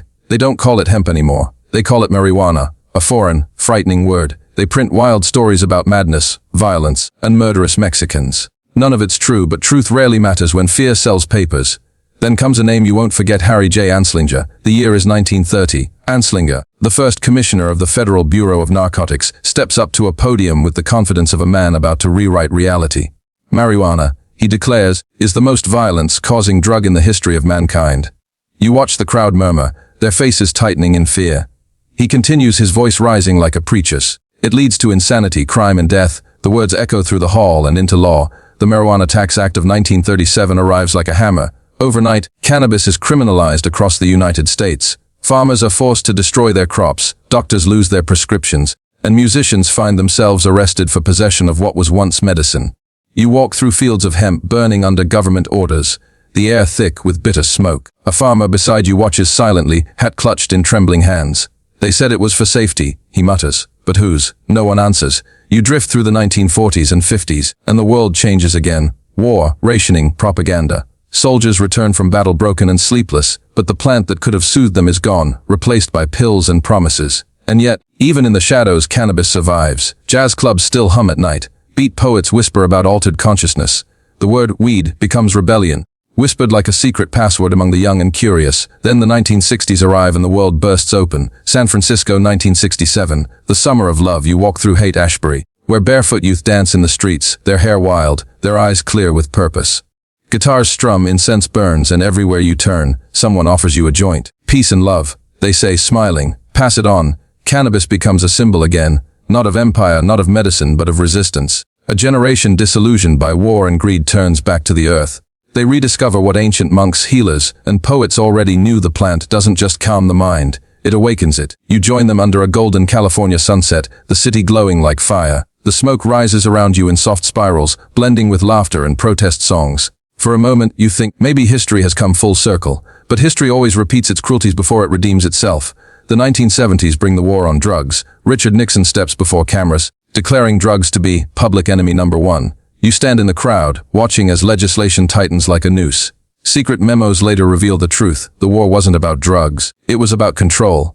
Nixon's aides admitted that targeting cannabis was a way to criminalize black communities and anti-war activists without saying so outright. And it worked. You see young men, black, brown, poor, hauled away in handcuffs for a handful of leaves. You see prisons fill. You see families torn apart, all while pharmaceutical companies grow fat on legal opiates. The irony burns hotter than any joint. Then, in the 1980s, the propaganda machine roars again. Televisions flash slogans like, "Just say no." Posters show cracked eggs labeled, "Your brain on drugs." You visit a suburban classroom where a teacher holds up a dried cannabis leaf and tells wide-eyed children, "This plant will destroy your life." You look out the window and wonder how something so small, so natural, could terrify empires. But the pendulum always swings back. By the late 1990s, cracks begin to show. People start asking questions. Veterans with PTSD, patients with cancer, children with seizures, all begin to find relief through cannabis where pharmaceuticals failed. States start legalizing it for medical use. One by one, laws crumble. The same politicians who once called it evil now invest in cannabis companies. The hypocrisy is almost poetic. You walk through a modern dispensary. Bright lights, glass jars, sleek packaging. Labels read organic sativa, 22% THC. You can't help but laugh. The monks, the farmers, the poets, they'd never believe this. Yet in a strange way it feels right. The plant has outlived kings, wars and lies. You step outside into the 21st century. The air is cleaner, quieter. Across the world legalization spreads. Old wounds begin to heal. In one city, veterans sit in circles using cannabis to ease trauma. In another, doctors prescribe it for chronic pain. Artists paint, musicians play, families gather, all under the same gentle haze that connected humans across millennia. It's no longer rebellion, it's remembrance. And somewhere deep down, you feel the same energy that flowed through those ancient bonfires, those medieval gardens, those desert fields. The plant has survived because it was never just a plant. It was a witness, a silent companion in every era of human pain and progress. As night falls again, you return to that first image. The temple, the priests, the glowing embers. Thousands of years later, the smoke still rises, connecting the living to the dead, the past to the present. You close your eyes, take one last breath, and the centuries dissolve. Somewhere, far beyond the noise of politics and propaganda, the earth still grows quietly, green, forgiving, eternal. And the whisper returns, gentle and familiar. The years roll into the late 20th century, and the hum of the modern world begins to drown out the echoes of jazz and rebellion. You find yourself drifting into a gray 1970s morning, concrete towers, the smell of gasoline, and the uneasy rhythm of a society between peace and paranoia.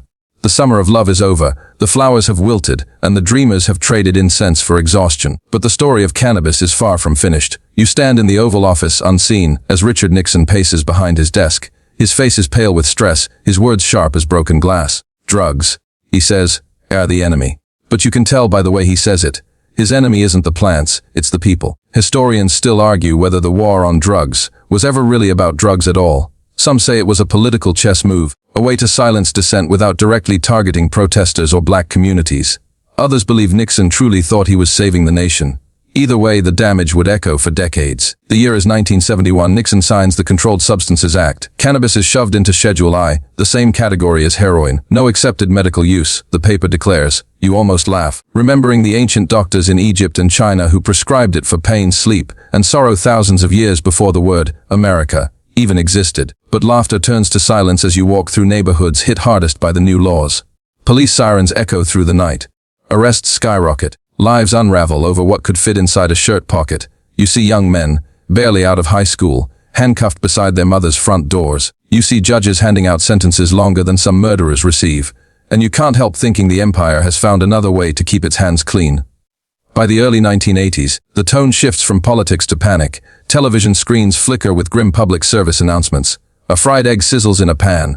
This is your brain on drugs. A solemn voice intones. The campaign is memorable, but it's also a lie dressed in a jingle. You picture an entire generation growing up terrified of a leaf. And yet, under the surface, curiosity doesn't die, it just hides better. College dorm rooms smell faintly of rebellion.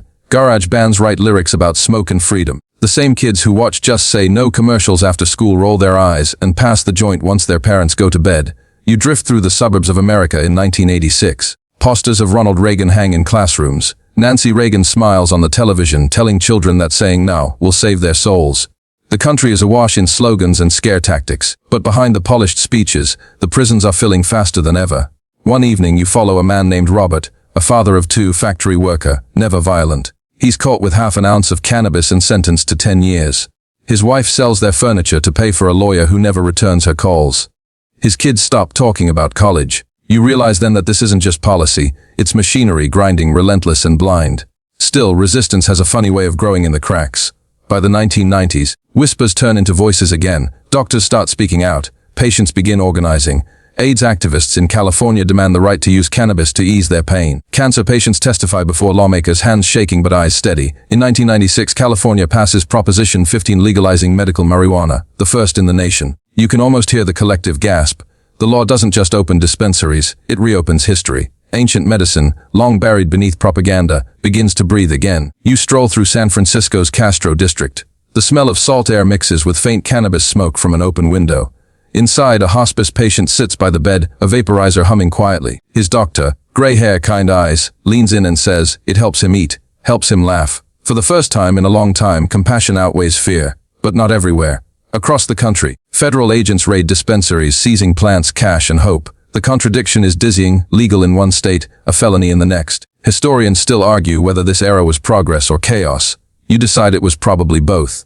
Then comes the millennium. You blink and suddenly everyone has a cell phone, the internet, and an opinion. Cannabis goes digital. Forums, studies, movements. The conversation expands faster than any government can suppress it. You scroll through online threads filled with stories. Veterans using it to sleep. Mothers using oils to stop their children's seizures. Seniors rediscovering comfort without pills. The language shifts again from weed to medicine, from stoner to patient. You almost smile. Humanity, it seems, is learning to rename its taboos. By the 2010s, legalization snowballs. Colorado and Washington open recreational markets. The headlines read like satire. Tax revenue surpasses alcohol. Crime drops after legalization. Dispensaries glow like Apple stores. Edibles look like pastries. CBD becomes the new kale. You wander through aisles of products with labels that sound more like poetry than pharmacology. Blue Dream, Northern Lights, Laughing Buddha. You can't help but think of those ancient priests again, sitting in circles of smoke, chanting under torchlight. They wouldn't recognize the packaging, but they'd understand the feeling.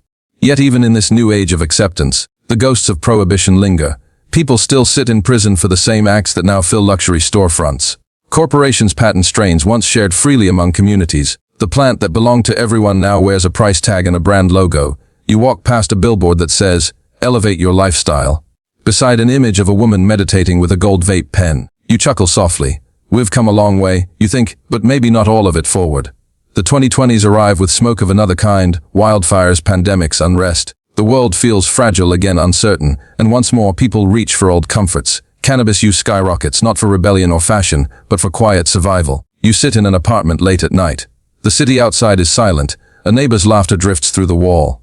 Somewhere, a young person takes their first cautious inhale, not to escape, but to exhale the day. You realize that through every war, every panic, every law, the ritual remains the same: inhale the world, exhale the weight. History, it turns out, was never just about kings or conquests. It's about the small, stubborn ways people keep themselves human. A farmer lighting a pipe after sunset, a poet chasing inspiration through clouds, a patient finding peace in the fog. And you here now, tracing all of it backward, watching how one humble plant followed us from cave fires to city skylines, always just a few puffs ahead of our rules. You stretch your legs, feeling time slow again. The smoke thins and the past begins to shimmer. You see them all at once, the priest, the sailor, the musician, the activist, each one a flicker in the same long inhale. And as you stand at the edge of the 20th century, the question lingers: was cannabis the villain they said it was, or the mirror that showed us what we feared most? Our own longing for calm, connection, and control. Historians still argue, of course, they always do. But maybe, just maybe, history isn't about being right. It's about remembering what we forgot to feel. You close your eyes. Somewhere far away, the last notes of a trumpet fade, replaced by the hum of a distant city that's finally learning to breathe again. The haze of the late 20th century fades, and you open your eyes to a world now drenched in color, chaos, and incense. It's 1965 again for a moment, because history, like smoke, never really leaves, it just circles back in new shapes. You're standing in San Francisco's Haight-Ashbury district. The sidewalks vibrate with guitars, laughter, and barefoot wanderers who all seem to be searching for the same thing: meaning, freedom, or maybe just a good sunset. The summer air tastes like patchouli and rebellion. And yes, something else, something earthy and unmistakably familiar: cannabis. Everywhere you look, someone's rolling, passing, or philosophizing about it. Long-haired students in denim vests, barefoot poets, girls with flowers woven through their hair. You sit beside them on a curb, the hum of traffic replaced by sitar music from a nearby record shop. Someone hands you a joint and says, "Don't overthink it, man. It's just a plant." You exhale slowly. It's never just a plant. You're deep in the counterculture. It's the late 1960s, and the world feels like it's either ending or beginning. No one's sure which. The Vietnam War plays out on TV screens, psychedelic posters line every cafe wall, and for the first time in decades, young people aren't running from the past. They're dismantling it. You wander through Golden Gate Park, where hundreds of strangers have gathered for a human in. They chant, share food, and pass joints like communion. Someone reads poetry through a megaphone. Someone else preaches peace. Historians still argue whether cannabis caused the counterculture or simply colored it.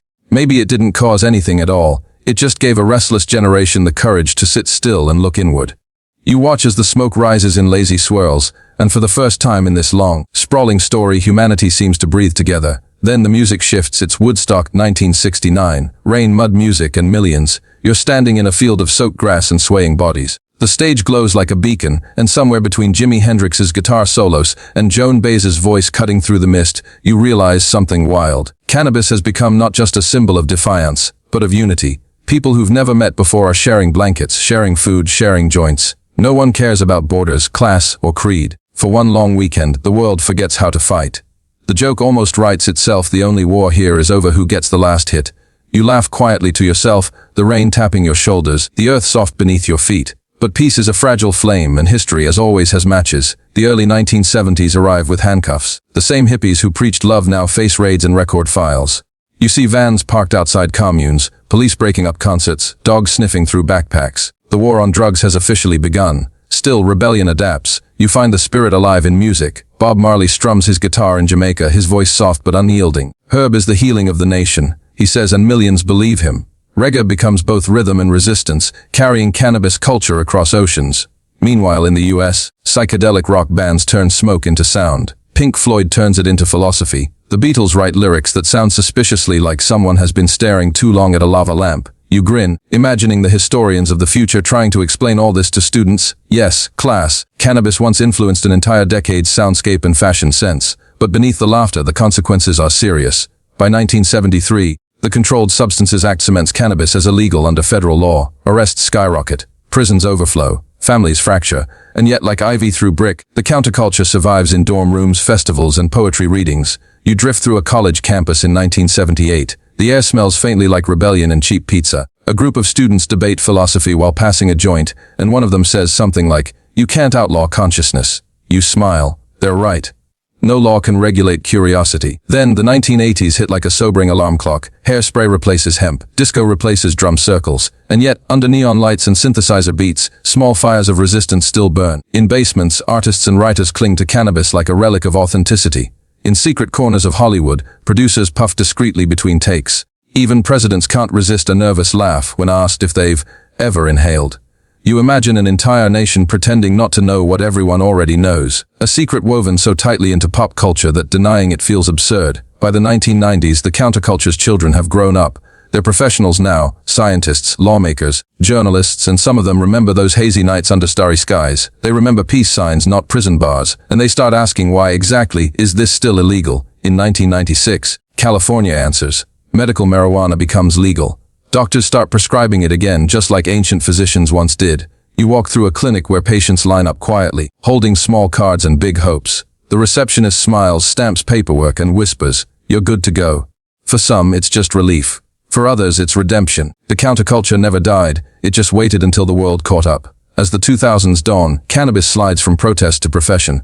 Entrepreneurs replace hippies, and investors replace activists. The irony is thick enough to roll. But even as the culture shifts toward corporate polish, a few stubborn romantics keep the flame alive. The old ethos, peace, love, and connection, still pulses through festivals, documentaries, and the occasional quiet smoke beneath the stars.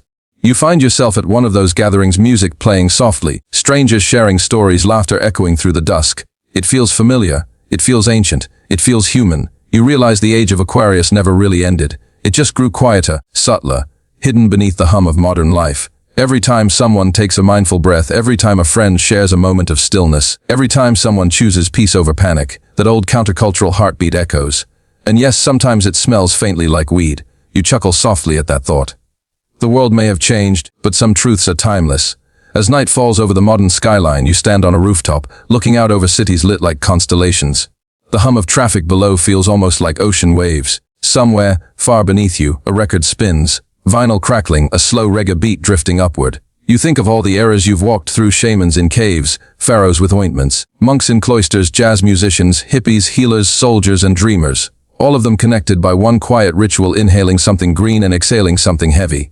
You smile. Maybe the counterculture wasn't just about cannabis. Maybe it was about remembering how to breathe together. Without fear, without borders, without permission. The stars blink above you like they're in on the secret. The city glows below, alive with stories yet to unfold. And you, floating in between, feel the old hum of history settling into calm. The counterculture didn't fail, it simply became culture. And the plant, it's still here, patient as ever, waiting for whoever needs to slow down next.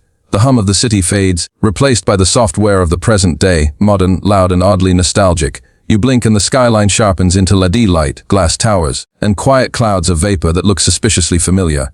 History's smoke has gone electric. You're here, now, standing in a world where cannabis no longer hides in alleyways or whispers through jazz clubs. It's in glossy dispensaries, in podcasts, in billboards promising calm, focus, balance. The plant that once fueled revolutions and fears is now just another product, tucked between craft coffee and meditation apps. Still, beneath all the sleek marketing, you can sense the same pulse. The same human longing that began thousands of years ago when some curious ancestor tossed a plant into a fire and wondered why the stars suddenly looked friendlier. You step into a dispensary. The doors slide open with a quiet hiss. Inside, the air smells faintly of citrus and pine. Clean white walls, glass jars lined up like museum relics, and a softly humming playlist that could put a caffeinated squirrel to sleep. A young budtender greets you with a grin. Welcome. Are you looking for something to relax or something creative? You think about how far we've come, how priests once called this plant divine, emperors banned it, kings taxed it, governments feared it, and yet here you are, being offered a microdose mint on a touchscreen menu. History, you realize, doesn't move in straight lines. It loops, curls, and sometimes vapes itself into irony. Outside, the world still argues. Some nations have legalized it completely, others still imprison people for it. Economists celebrate the billion-dollar industry. Activists warn about corporate greed. Doctors debate dosage, purity, and ethics. Historians still argue whether this is progress or just another form of packaging rebellion for profit. You can't help but smirk. Maybe it's both. Maybe that's what humans do best. Turn sacred things into commodities, then spend centuries trying to rediscover the soul inside them. As evening falls, you wander through a city park. A group of college students sit beneath a lamppost, laughing softly. They're not breaking rules anymore, they're just unwinding after class. Nearby, a man in a wheelchair adjusts a vaporizer, his prescription for chronic pain. Two older women walk by, one holding a bag of edibles, both giggling like they're teenagers again. You watch them all, and it feels peaceful. For the first time in this long story, the smoke doesn't feel like defiance. It feels like acceptance. Your mind drifts backward, to the monks with their incense, to the sailors weaving hemp sails across rough seas, to the poets writing under flickering lamplight, to the jazz musicians playing for love, not approval. and to the dreamers who believed peace was possible if people would just stop shouting long enough to breathe. They all carried this same plant through time, not because it was powerful, but because it was gentle, a leaf, a seed, a story. Now in the quiet of the modern night, you realize that the story of cannabis is really the story of humanity itself, our endless search for calm in the chaos we create. Every era tried to define it: medicine, vice, salvation, threat, and yet it's none of those things. It's simply a reflection. Whatever we are, the plant becomes. When we seek escape, it numbs. When we seek peace, it soothes.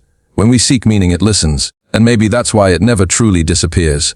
Because no matter the time or place, we always come back to that same longing, for quiet, for connection, for breath. You sit down on a park bench, the city's glow pulsing softly around you, a breeze stirs the leaves above. Somewhere someone laughs, somewhere else someone sighs, and you think maybe that's enough. The past is still here, woven through every inhalation, every exhale. The ancient priests, the healers, the dreamers, they'd probably find this world strange and shiny, but they'd recognize the stillness that follows a deep breath. They'd smile and say, "Ah, yes. You've learned to listen again." And as the night deepens, so does the quiet. The hum of cars fades to a murmur. Even the city seems to pause. You feel your own heartbeat syncing with the rhythm of centuries. For all our progress, for all our science and politics, maybe peace was never about control or law or victory. Maybe it was always about this, about remembering how to slow down, how to exist without rushing toward the next thing. You breathe in once more. The air is cool, fragrant, and familiar. You breathe out, the world softens at the edges. When down 300 words, and now as your eyelids grow heavy, the story begins to fade into mist. The centuries fold neatly behind you, priests and poets, rebels and rulers, all slipping back into the haze from which they came. You sit still for a while, just listening to the sound of your own breathing. Slow, steady, easy. Imagine the smoke curling upward through time, soft, silver ribbons drifting through deserts, temples, and jazz clubs. Each wisp carries a memory, a laugh, a song, a sigh. You watch it rise, and somewhere deep inside, you understand what all those people were searching for. Not escape, not rebellion, just a moment of calm inside the noise. You lean back, feeling the cool night air settle around you like a blanket. The park lights shimmer faintly. Somewhere in the distance, a car door closes. A dog barks once, and then silence. Your body feels lighter, as if time itself has exhaled. The story slows. The world quiets, and in this stillness, you find what you've been chasing through every century: rest. So, let the last traces of history drift away. Let your thoughts soften like embers cooling after a long fire. The past is at peace now, and so are you. Good night. Sleep easy. The story is over, but the calm remains.